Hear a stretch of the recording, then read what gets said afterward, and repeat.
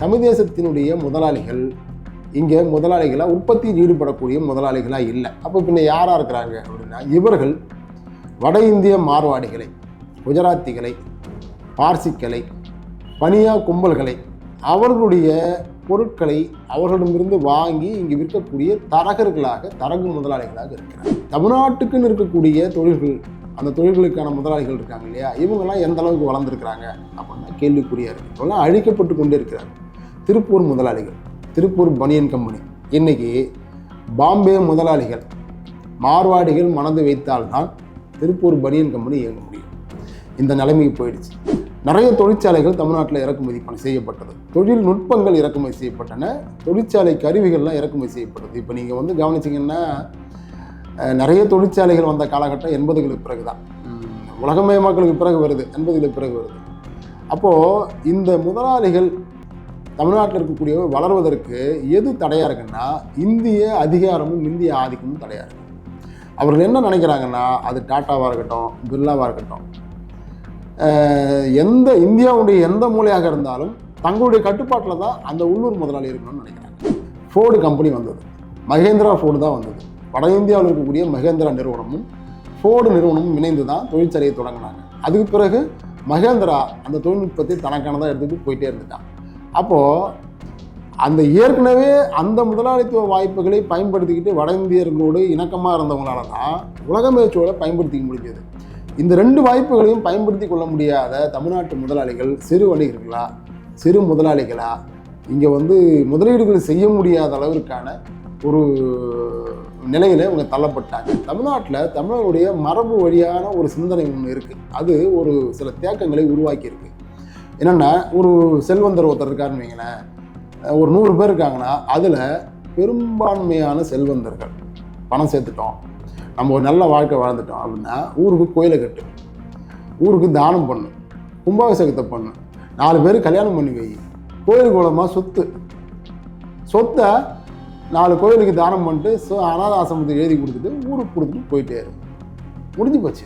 தமிழ் திரையுலகம் சென்னை மாகாணத்தில் திரைத்துறை இருந்த பொழுது அந்த திரைத்துறையில் முதலீடு செய்பவர்களாக யார் இருந்தார்கள் என்றால் எட்டியார்கள், தெலுங்கு செட்டியார்கள் போன்ற செல்வாக்கு உடைய செல்வந்தர்கள் தான் இருந்தாங்க. அவர்கள் அந்த முதலீட்டை ஒரு தொழிலில் போடணுங்கிறதுக்காக நகரங்களை நோக்கி வந்து நகரங்களில் திரைத்துறையில் அவர்கள் வந்து முதலீடு செய்து திரைத்துறையில் கொடிகட்டு பறந்தாங்க. இன்றைக்கும் தமிழ்நாட்டினுடைய திரைத்துறை ஏன் வந்து தென்னிந்திய திரைப்பட சம்மேளனம், தென்னிந்திய திரைப்படத்துறை இருக்குன்னா, யார் முதலீட்டாளர்களோ அவங்க தாங்க அதை பேர் வைப்பாங்க. நீ நான் பேர் வைக்க முடியாது. தமிழ்நாட்டில் இருந்தால் தமிழ்னு பேர் வச்சுருவானுங்களா? எத்தனை தமிழ் முதலாளி தமிழ் படத்தை தயாரிக்கிறான்?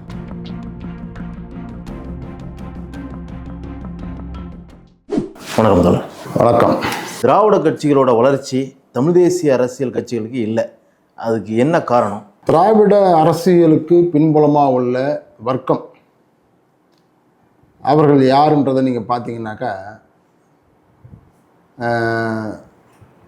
பெரும் பணக்காரர்கள், பெரும் நில உடைமையாளர்கள், பெரும் முதலாளிகளாக இருக்கக்கூடிய தமிழ்நாட்டிலேயே இன்றைக்கு இருக்கக்கூடியவர்கள் திராவிட இயக்கங்களுக்கு பின்னால் நிற்கிறாங்க. அது முதல்ல உருவாகும் பொழுது தென்னிந்திய நல உரிமை சங்கம் அப்படின்னு தான் உருவாக்குறாங்க. தென்னிந்திய நல உரிமை சங்கம்னு சொல்லும்போது அது வந்து சென்னை மாகாணத்தை மையப்படுத்திய ஒரு அரசியல் எடுக்கிறாங்க. அப்புறம் அதை வந்து பார்ப்பனர் அல்லாத இயக்கம்னு சொல்லுவாங்க.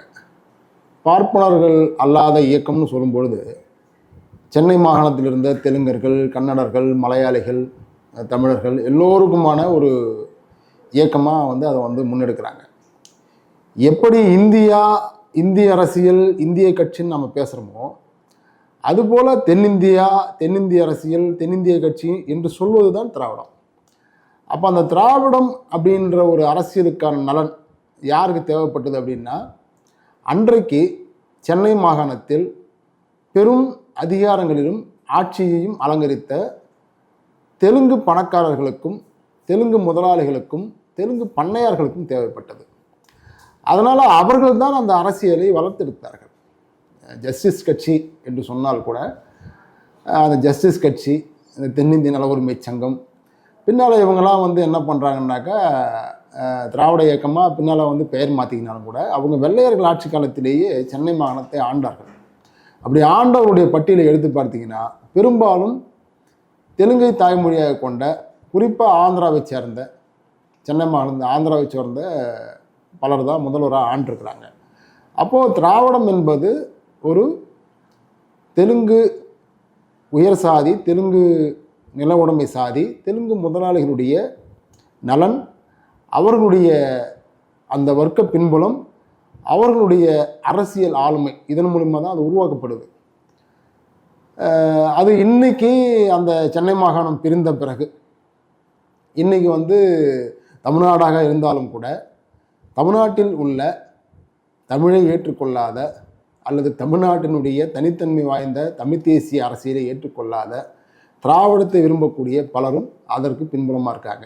ஆக ஒரு அரசியல் என்பது அந்த அரசியலுக்கு பின்னுள்ள வர்க்கம் எது என்பதிலிருந்து தான் அதனுடைய வீச்சு இருக்கும். அதனால் இன்றைக்கி வந்து திமுக, அதிமுக போன்ற கட்சிகள், திராவிட இயக்கங்கள் பொதுவாக சொல்லும் பொழுது அதற்கு பின்னால் உள்ள வர்க்கங்கள் யாருன்னு பார்த்தீங்கன்னா பெரும் முதலாளிகள், பெரும் நில உடைமையாளர்கள், பெரும் பணக்காரர்கள், பெரும் மொழியாளர்கள், இவர்கள் எல்லாருமே அவங்க பின்னால் நிற்கிறாங்க. மார்வாடிகள் கூட இன்றைக்கி திமுகவுக்கு பின்னால் நிற்கிறாங்க.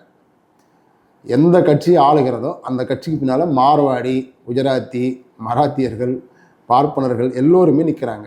தமிழ் தேசிய அரசியலை பொறுத்தவரையில் தமிழ் தேசிய அரசியலுக்கு யார் பின்னால் நிற்பாங்கன்னா தமிழ் தேசத்தின் முதலாளிகள் தான் நிற்க முடியும்.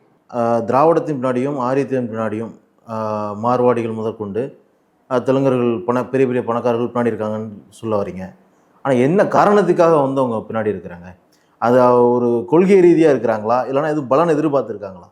தொடர்ச்சியாக ஆளும் வகுப்பு தன்னுடைய ஆளும் அந்தஸ்து இழக்கக்கூடாது, அதனால் அரசியல் அதிகாரத்தை தனக்கானதாக மாற்றிக்கொள்ளணுங்கிறதுக்காக அந்த வகுப்பு தான் அந்த அரசியலை உயர்த்தி பிடிப்பாங்க. இதுதான் அடிப்படையான விஷயம். தமிழ் தேசிய அரசியலை உயர்த்தி பிடிக்கணும்னா தமிழ் தேசத்தினுடைய முதலாளிகளால் தான் உயர்த்தி பிடிக்க முடியும். தமிழ் தேசியத்தில் இந்த தேசத்தில் ஒடுக்கப்பட்டு கிடக்கின்ற தொழிலாளர்கள், உழவர்கள், பாட்டாளிகள், மாணவர்கள், இளைஞர்கள், பெண்கள் எல்லோருக்குமானதான் தமிழ் தேசிய அரசியல். அதில் எந்த விதமான மறுப்பும் கிடையாது. ஒரு அரசியலினுடைய பொருளியற் பின்பலம் அப்படிங்கிறது யாருக்கு முதன்மையாக தேவைப்படும்னா இந்த தேசத்தில் உள்ள தமிழ் முதலாளிகளுக்கு தான் முதன்மை தேவைப்படும். அதனால தான் கடந்த காலங்களில் தேசம் என்பது முதலாளிகளின் கோரிக்கைன்னு சொன்னாங்க. அப்போ நீங்கள் வெளிநாட்டில் பிரெஞ்சு புரட்சி முதற்கொண்டு எல்லா நாடுகளிலும் முதலாளிகளால் தான் தேசம் என்பது கட்டமைக்கப்பட்டது. சுதந்திரம், சமத்துவம், சகோதரத்துவம் என்கின்ற கோரிக்கைகளை முதலாளிகள் தான் முன்வைத்தார்கள். முதலாளிகளால் தான் ஒரு தேசிய பொருளாதாரத்தை கட்டமைக்க முடியும். முதலாளிகளால் தான் ஒரு தேசம், அந்த தேசத்திற்கான மொழி சார்ந்த மக்கள், அந்த மொழி சார்ந்த மக்களுக்கான ஒரு அதிகாரம், அந்த அதிகாரத்திற்கான சந்தை, அந்த சந்தைக்கான உற்பத்தி, இப்படியான ஒரு கட்டமைப்பிலை உருவாக்க முடியும். அப்படித்தான் தமிழ்நாட்டிலும் தமிழ் தேசிய அரசியலை தமிழ் தேசத்தின் முதலாளிகளாக இருக்கிறவர்கள் தான் முன்னெடுக்க முடியும். ஆனால் கெடுவாய்ப்பாக தமிழ் தேசத்தினுடைய முதலாளிகள் இங்கே முதலாளிகளாக உற்பத்தியில் ஈடுபடக்கூடிய முதலாளிகளாக இல்லை. அப்போ பின்ன யாராக இருக்கிறாங்க அப்படின்னா இவர்கள் வட இந்திய மார்வாடிகளை, குஜராத்திகளை, பார்சிக்களை, பனியா கும்பல்களை, அவர்களுடைய பொருட்களை அவர்களிடமிருந்து வாங்கி இங்கு விற்கக்கூடிய தரகு முதலாளிகளாக இருக்கிறார்கள். இன்னும் சொல்லப்போனால் சிறு முதலாளிகளாக ஒரு சிறு குறு தொழில்களை முன்னெடுக்கக்கூடிய, சிறு குறு தொழில்களில் மூலதனம் செய்யக்கூடிய முதலாளிகளாக இருக்கிறார்கள், சிறு வணிகர்களாக இருக்கிறார்கள். இப்படித்தான் தமிழ்நாட்டுடைய முதலாளிகள் இருக்காங்க. அப்போ தமிழ்நாட்டில் ஒரு பெரும் முதலாளிகள் அப்படின்னு வளர்ந்துருக்கிறாங்களான்னு பார்த்தா நாம் வந்து கணக்கில் சொல்ல முடியாது. ஆனால் டிவிஎஸ் ஐயங்கார் இன்றைக்கு கார்ப்பரேட் முதலாளியாக மாறியிருக்கிறார். அடிஷன் நிறுவனத்தை நடத்தி கொண்டிருந்த தமிழ்நாட்டு முதலாளிகள், பார்ப்பன முதலாளிகள் இன்றைக்கு உலகம் முழுக்க தங்களுடைய தொழில்களை கொண்டு போய் சேர்க்கக்கூடிய கார்ப்பரேட் முதலாளிகளாக மாறியிருக்கிறாங்க. அப்போது தமிழ்நாட்டினுடைய முதலாளித்துவ வளர்ச்சி, தமிழ் தேசத்தின் முதலாளிகள் இங்கே எப்படி வளர்ந்தாங்களான்னா திண்டுக்கல் பூட்டு தமிழனுடையது, சேலம் இரும்பை வைத்து கொண்டு இரும்பு தொழிற்சாலை நடத்தியவன் தமிழன்.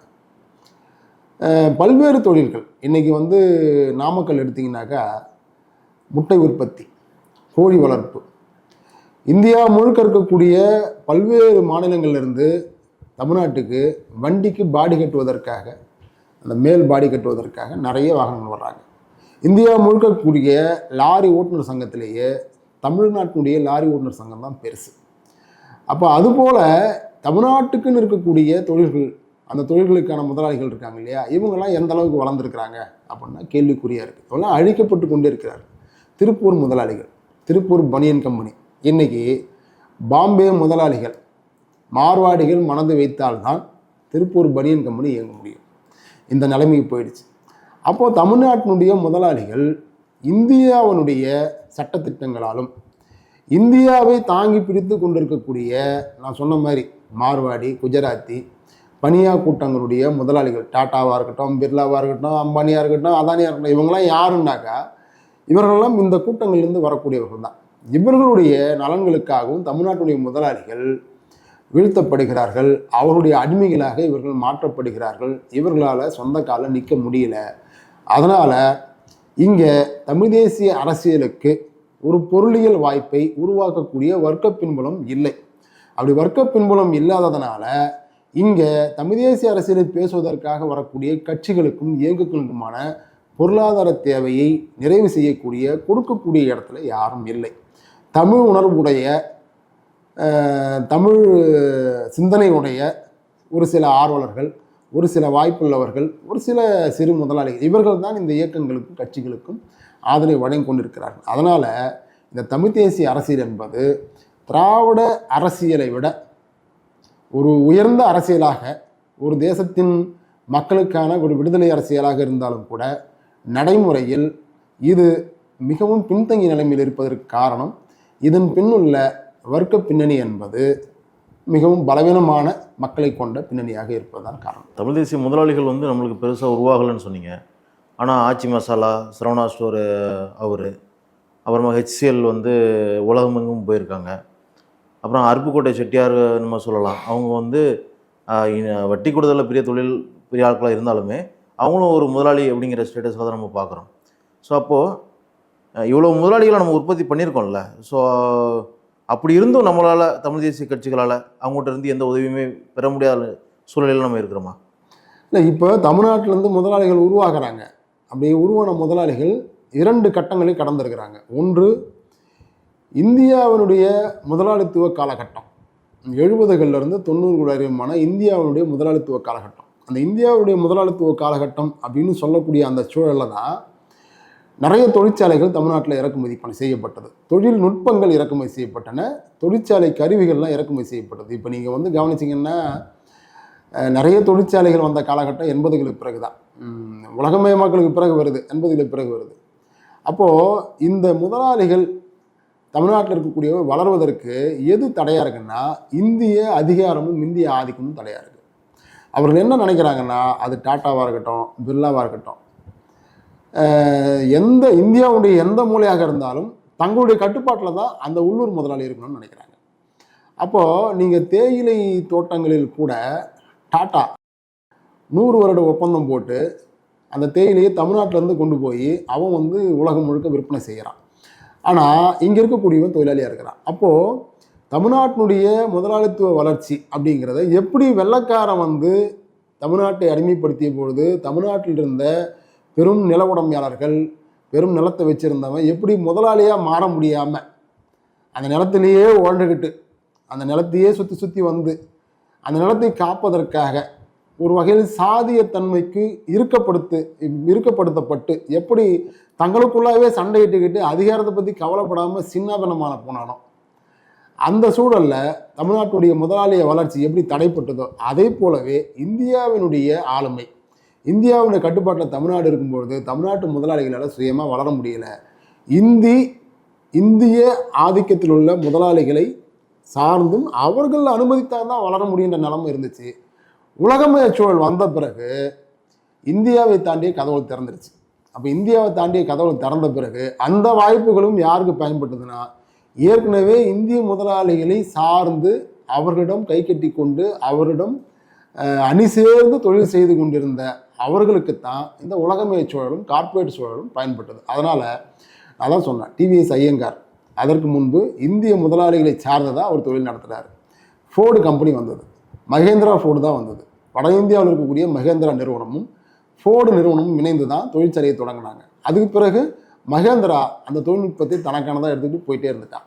அப்போது அந்த ஏற்கனவே அந்த முதலாளித்துவ வாய்ப்புகளை பயன்படுத்திக்கிட்டு வட இந்தியர்களோடு இணக்கமாக இருந்தவங்களால தான் உலக மேய்ச்சோலை பயன்படுத்திக்க முடிஞ்சது.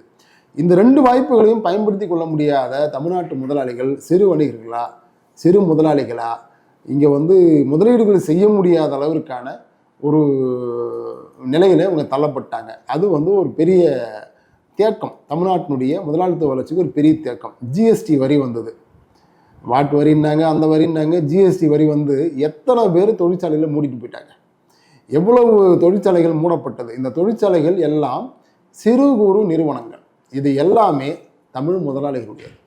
இதில் வேலை செஞ்ச அத்தனை பேருமே தமிழ் தொழிலாளர்கள். அப்போ இவர்களெல்லாம் மூடப்பட்ட அந்த சூழலில் இன்னைக்கு இந்த இந்திய அரசினுடைய சட்டத்திட்டங்கள் தமிழ் முதலாளிகளை உருவாக்கக்கூடிய இடத்துல இல்லவே இல்லை.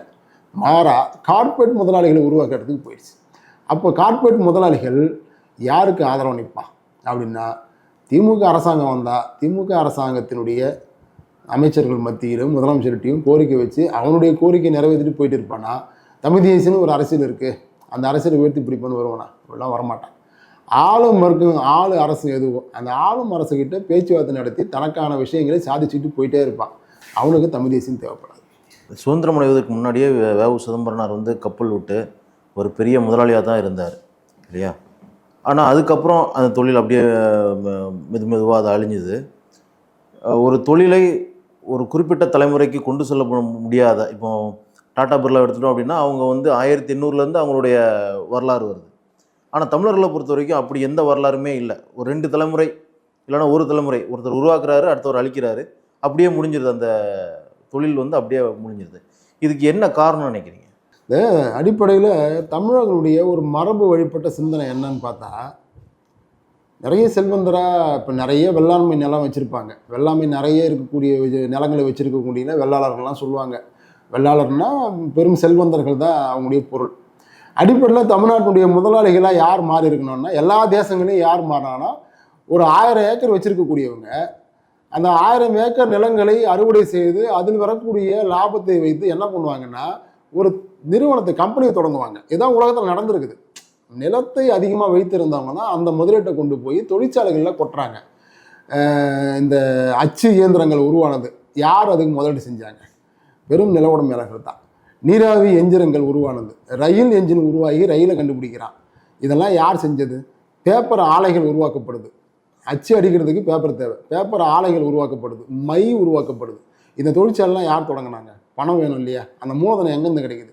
ஏற்கனவே நிலம் வச்சுருந்தவன், எக்கச்சக்கமாக நிலம் வச்சுருந்தவன் அதில் விவசாயம் பண்ணி அதில் உழவு செஞ்சு அதில் முதலீட்டு தான் தொழிற்சாலைகளில் போடுறான். உலகம் முழுக்க தான் நடந்தது. அப்போ தமிழ்நாட்டில் மட்டும் இப்படி நடந்ததான்னா, தமிழ்நாட்டில் தமிழருடைய மரபு வழியான ஒரு சிந்தனை ஒன்று இருக்குது. அது ஒரு சில தேக்கங்களை உருவாக்கியிருக்கு. என்னென்னா, ஒரு செல்வந்தர் ஒருத்தர் இருக்காருன்னு வைங்களேன், ஒரு 100 பேர் இருக்காங்கன்னா அதில் பெரும்பான்மையான செல்வந்தர்கள் பணம் சேர்த்துட்டோம், நம்ம ஒரு நல்ல வாழ்க்கை வாழ்ந்துட்டோம் அப்படின்னா, ஊருக்கு கோயிலை கட்டு, ஊருக்கு தானம் பண்ணு, கும்பாபிஷேகத்தை பண்ணு, 4 பேர் கல்யாணம் பண்ணி வை, கோயில் மூலமாக சொத்தை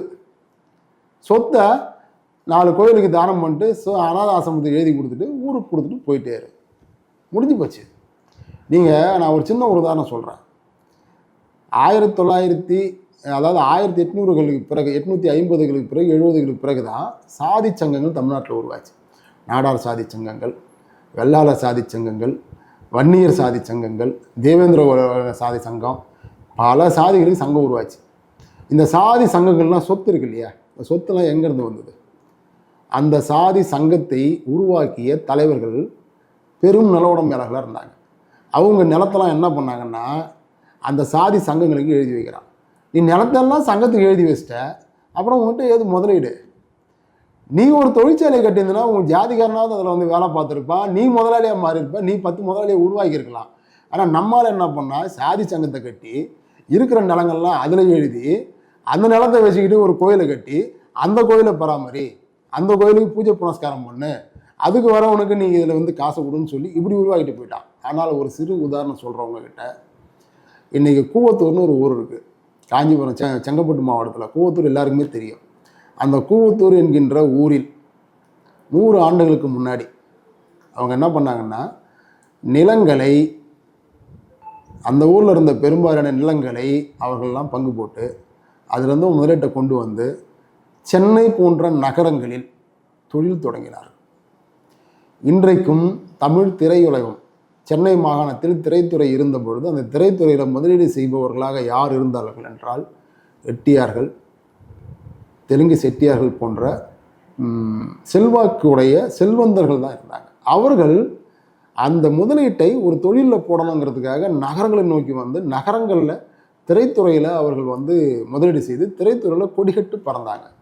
இன்றைக்கும் தமிழ்நாட்டினுடைய திரைத்துறை ஏன் வந்து தென்னிந்திய திரைப்பட சம்மேளனம், தென்னிந்திய திரைப்படத்துறை இருக்குன்னா யார் முதலீட்டாளர்களோ அவங்க தாங்க அதை பேர் வைப்பாங்க. நீ நானும் பேர் வைக்க முடியும். தமிழ்நாட்டில் இருந்தால் தமிழ்னு பேர் வச்சுருவானுங்களா?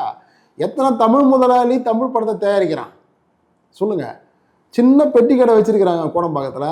அவன்லாம் ஆந்திராவிலேருந்து கட்டையாக பணத்தை கொண்டு வந்து இறக்குறான் தமிழ் திரைப்பட தயாரிக்கிறது. அவன் சொல்கிறது தான் பேர், அவன் சொல்கிறது தான் கதை. அவன் சொல்கிற கதையை எடுக்கிறியா எடு, அவன் சொல்கிறது தான் யூனியனுக்கு பேர். தமிழ் திரைப்பட தயாரிப்பாளர்கள் சங்கம்லாம் வந்தது.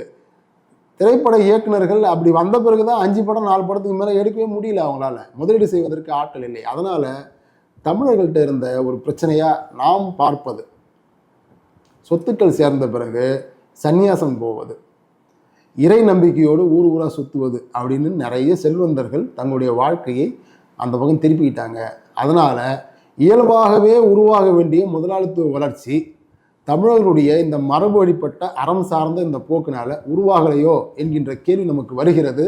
இன்னும் ரொம்ப சுருக்கமான ஒரு விஷயம், நாட்டுக்கோட்டை செட்டியார்கள் அவர்கள் கூட உலகம் முழுக்க போய் திரைக்கடல் ஓடியும் திரவியம் தேடி சேர்த்த சொத்துக்களை எல்லாம் வட்டி கொடுத்து தான் பொழைச்சிட்டு இருந்தானே தவிர அவர்களும் தொழில் முதலீடுகளை செய்யவில்லை.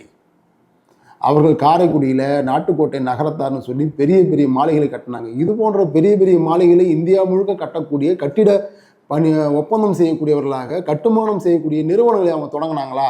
இல்லையே. ஏன் செய்யலை? இன்றைக்கு 200 வருஷம் தாண்டி 150 வருஷம் தாண்டி காரைக்குடியில் நகரத்தார் வீடுகள் இருக்க. இந்த மாதிரி வீடுகளை இந்தியா முழுக்க கட்டக்கூடிய அந்த தொழில்நுட்பத்தை ஏன் அவங்க கொண்டு போகலை? அப்போது இது வந்து தமிழ் சமூகத்தினுடைய இயல்பான மரபு வழிபட்ட ஒரு தேக்கமாக நம்ம பார்க்க வேண்டியது இருக்குது. இதையே நான் வேறு விதத்தில் சொல்கிறேன். இதே தான் ஈழத்தில் இருந்தது. ஆனால் விடுதலை புலிகள் இயக்கம் வந்த பிறகு ஒரு தேசிய விடுதலை இயக்கத்தை நிலைநிறுத்தணும்னு சொன்னால் பொருளாதாரம் வேணும். அந்த பொருளாதாரத்தை யார் கொடுப்பாங்கன்னா முதலாளிகள் தான் கொடுப்பாங்கன்னு சொல்லி உலகம் முழுக்க போன ஈழத்தமிழர்களை அங்கங்கே இருக்கக்கூடிய நாடுகளில் முதலீடு செய்ய வைத்து முதலாளிகளாக மாற்றி அந்த முதலீட்டினுடைய லாபங்களை இயக்கத்திற்கு மாற்றி இயக்கம் தன்னுடைய பொருளாதார தேவைகளை நிறைவேற்றி கொண்டது. இது ஒரு இயக்கத்தால் செய்யப்பட்டது. அதுபோன்று தமிழ்நாட்டில் ஒரு தமிழ் தேசிய இயக்கம் தமிழ் தேசத்தின் முதலாளித்துவ வளர்ச்சிக்கு ஒரு உந்து சக்தியை முன்னெடுக்க வேண்டும். ஒரு தேசத்தினுடைய பொருளாதாரத்தை தற்சார்போடு கட்டுவதற்கு அந்த பணியை செய்ய வேண்டும். அப்படிப்பட்ட சூழலை பற்றி தமிழர்களும் தமிழ் தேசியவாதிகளும் சிந்திக்க வேண்டும். ஏற்கனவே தமிழ் தேசிய முதலாளிகள் இனிமேல் இல்லை, இப்போ ரொம்ப பற்றாக்குறையாக இருக்குது. வடநாட்டிலிருந்து வருகின்ற மார்வாடிகளும் பணியாக்களும் தமிழ்நாட்டு கிட்டத்தட்ட ஆக்கிரமிச்சிட்டாங்க. எல்லா துறையிலையுமே எலக்ட்ரானிக்ஸ்லேருந்து இப்போ இருக்கிற பொட்டிக்கடை வரைக்கும் இப்போ அவங்க தான் இருக்கிறாங்க. எதிர்காலத்தில் தமிழ் தேசிய முதலாளிகள் உருவாவதற்கான சாத்தியக்கூறுகள் இருக்கா? தமிழ் தேசம் என்கின்ற அரசியல் உரிமை முன்னுக்கு வந்திருக்குது. தமிழ் தேசத்திற்கான பொருளியல் உரிமையை பற்றியும் பொருளியல் விடுதலை பற்றியும் நம்ம பேசணும். எங்கள் தேசத்தில் எங்கள் தேசத்தவர்கள் தான் தொழில் செய்யணும், எங்கள் தேசத்தவர்கள் தான் முதலீடு செய்யணும், எங்கள் தேசத்தவர்கள் தான் முதலாளிகளாக இருக்க முடியும் என்கின்ற அந்த வரையறையையும் அந்த அரசியலையும் நாம் பேசணும். வடநாட்டிலேருந்து எவன் வேணாலும் வரலாம், எவன் வேணாலும் தொழில் செய்யலான ஒரு டீ கடையை தொடங்குவதற்கு கூட தமிழனுக்கு திராணி இல்லை. இன்றைக்கி எல்லாத்தையும் தான் தொடங்கி வச்சிருக்கிறான். பிழைப்பதற்கு அவங்க வந்தாங்கன்னா நமக்கு பிரச்சனை கிடையாது. ஆனால் தமிழர்களுடைய வணிகம் தமிழுடைய தொழில்களை எல்லாம் பிற மாநிலங்களிலிருந்து வரக்கூடியவங்க எடுத்து செஞ்சாங்கன்னா தமிழர்கள் பொருளியல் அடிமையாக மாறி போயிடுவாங்க. அப்போது இதை எதிர்க்காமல் இதற்கெல்லாம் ஒரு முடிவு கட்டாமல் தமிழ்நாட்டுடைய பொருளியல் சக்திகளை முதலாளிகளை சிறு முதலாளிகளை காப்பாற்ற முடியாது, அவங்களும் தங்களை தற்காத்து கொள்ள முடியாது. அதனால் பொருளியல் தளம் சார்ந்த உரிமைகளை தமிழ்நாட்டுடைய சிறு முதலாளிகள் சிறு வணிகர்கள் பெருவணிகர்கள் பெருமுதலாளிகள் நலம் சார்ந்த தமிழ் தேசத்தின் நலம் சார்ந்த அரசியல் கோரிக்கைகளை பொருளியல் கண்ணோட்டத்தில் நம்ம முன்னெடுக்கணும். அப்படி எடுக்கலன்னா நம்ம கண்டிப்பாக நம்ம தேசத்தினுடைய பொருளாதாரத்தை நாம் என்ன பண்ண முடியாது, காப்பாற்றவே முடியாது. பொருளியல் அடிமையாக மாறியவன் அரசியல் அடிமையாக மாறுவான். அரசியல் விடுதலையும் பொருளியல் விடுதலையும் ஒன்றோடு ஒன்று தொடர்புடையது. வெள்ளைக்காரன் என்ன பண்ணால் முதல்ல வந்து கொள்ளையடித்து நம்மளே அடிமைப்படுத்தினான், அப்புறமா தான் அரசியல் அதிகாரத்தின் மூலிமா அடிமைப்படுத்தினான். அதே தான் நடக்கும். இதை நம்ம புரிந்து கொண்டு நாம் வந்து இதிலிருந்து எப்படி நம்மை விடுவித்துக் கொள்வது என்ற பொருளியல் கோணத்தில் நாம் தமிழ் தேசிய விடுதலை அரசியலை நகர்த்த வேண்டும்.